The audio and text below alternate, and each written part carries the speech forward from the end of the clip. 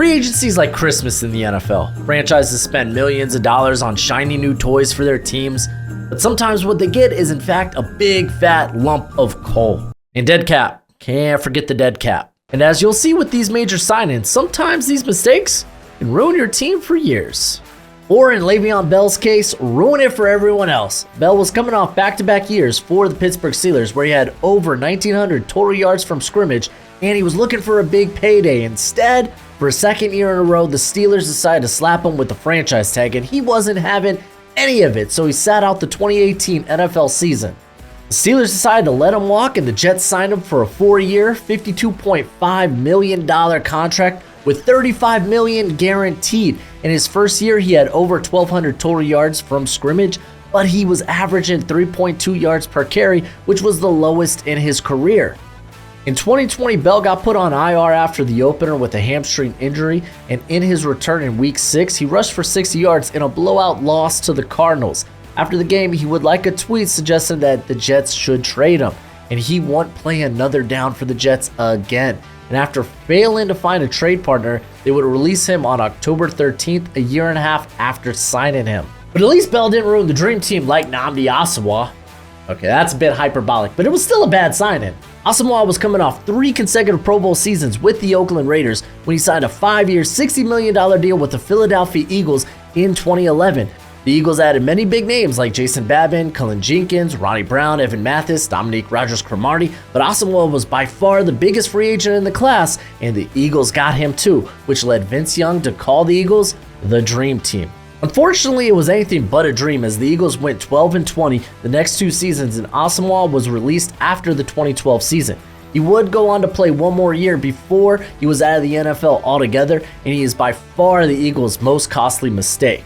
But the Eagles aren't the only team in the NFC East that's fumbled free agency. In 2021, the Giants gave Kenny Golladay a 4-year, $72 million contract with $40 million guaranteed. With the Lions, Golladay had back-to-back 1,000 receiving yard seasons in 2018 and 2019, and in 2019 he led the league in receiving touchdowns. However, he only played 5 games in 2020 because of a hip flexor injury. Despite coming off an injury, the Giants still decided to throw money at Golladay, and what followed was a huge mess in the Big Apple. Golladay only had 37 receptions for 521 yards and no touchdowns in his first year, and things only got worse in year 2, where he only started 4 games and was officially released following the 2022 season. He has not played in the NFL since and will be remembered for the lackluster run in New York. I guess this is a prime time to go over some other NFC East bust signings, and Washington has made a ton of them, including primetime. Washington signed Deion Sanders to a 7-year, $56 million contract at the ripe age of 33, and at this point primetime was past his prime, and he would retire after one disappointing season with Washington, but Washington would top this 9 years later in 2009 when they signed Albert Haynesworth to a 7-year, $100 million contract. He was 28 years old coming off consecutive All-Pro seasons, so Washington's motivation to sign Haynesworth was warranted. But unfortunately, what they got was an unmotivated Haynesworth. He showed up out of shape and had an unproductive first season in DC, and then he was suspended in 2010 because of causing problems in the locker room. And that was the straw that broke the camel's back. Haynesworth was traded in New England for a 5th-round pick and would soon be out the league altogether. At least Albert Haynesworth was once a great player. I can't say the same for Brock Osweiler. Osweiler had 7 career starts but looked very good down the stretch for the Denver Broncos in 2015, and that was enough for the Texans to give him a 4-year, $72 million contract. And it didn't take long for the Houston Texans to realize that they made a grave mistake. I've made a huge mistake. Osweiler threw more interceptions than touchdowns while averaging under 200 passing yards in 14 starts. This pickup was so bad that the Texans had to pay the Browns a 2nd-round pick just to take Osweiler, and that's as bad as it gets. So much so that division rival Jacksonville Jaguars decided to take a swing at a relatively unproven quarterback in 2019, but at least Nick Foles had a Lombardi trophy. Foles was the Super Bowl MVP in 2017, but he was Carson Wentz's backup in 2018 and only started when Wentz was hurt. The Jaguars, who were desperate for quarterbacks, signed Foles to a 4-year, $88 million deal. He only started 4 games in his first season because of a broken clavicle, but that was enough for the Jags as they shipped him to the Chicago Bears for a 4th round pick.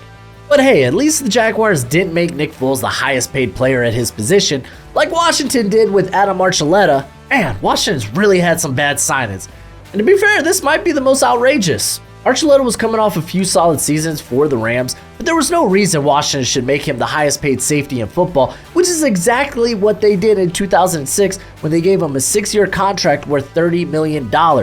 They immediately knew they made a mistake as he was benched halfway through the season and then traded for a 6th round pick to the Chicago Bears the following year, where he would only play one more season before calling it quits. Now at this point, it's just apparent. The NFC East, they just don't do free agency well. They have a bad track record with free agents. For instance, when they signed the best running back in 2014, DeMarco Murray, who just ran for over 1,800 yards and 13 touchdowns. Philadelphia gave him a 5-year contract worth $42 million, and what they got most definitely wasn't DeMarco Murray. He ran for only 700 yards and 6 touchdowns before being shipped off right before the 2016 draft in a pick swap of 4th rounders to the Tennessee Titans, where he would run for over 1,900 yards the next 2 years before handing the torch to Derrick Henry. So maybe it was a Philadelphia Eagles thing.